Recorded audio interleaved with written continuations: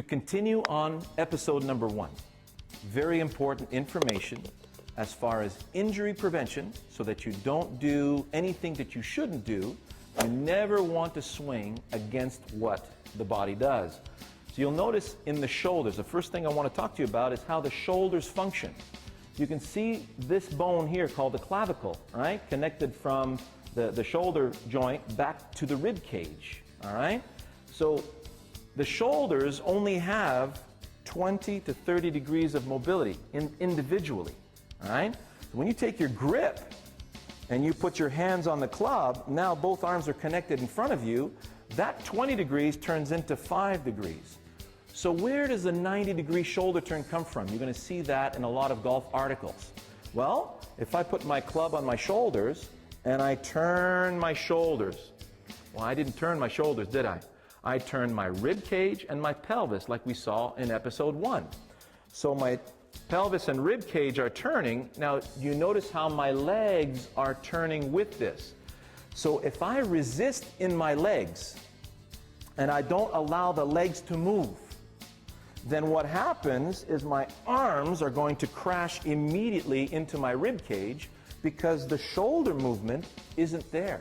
It's not your flexibility that's the problem. So don't worry, you're very flexible already. So you can see that if I allow my legs to turn, everything opens up. So now the pelvis and the rib cage are now free to get out of the way. And now, isn't that beautiful? Nice full shoulder turn. Well, they say in the textbooks 45 degrees in the hips, 90 degrees shoulders. Well, that's what I'm getting right now, okay? So you must allow the legs freedom so that the pelvis and the shoulders, all right, the pelvis and the rib cage can turn, and this will bring your arms into the backswing. And from here, this is what's going to allow you to swing the arms and the club with lots of momentum toward the target. Now, to illustrate how incredible the body is at moving together, here's another exercise that you can try right now. What I want you to do is make a fist palm up, all right? And I want you to stretch your arm palm up. You're going to feel a lot of tension build up in the arm right here, okay? Now go palm down. You're going to feel that tension dissipate, all right? So palm up, lots of tension, palm down, very little. So when you load the punch, if we're doing a martial arts punch, right, you'll feel palm up is better for when the arm is bent. Palm down is when the arm is extending. So I'm extending through my opponent. Now let's look at how this works. You're going to bend forward, let your arms hang in front of you. Make a fist with your left hand and curl up your left hand right here if you're a right-handed player. Now imagine somebody to your side right here like Scully. So imagine I'm going to punch Scully and snap a punch towards her.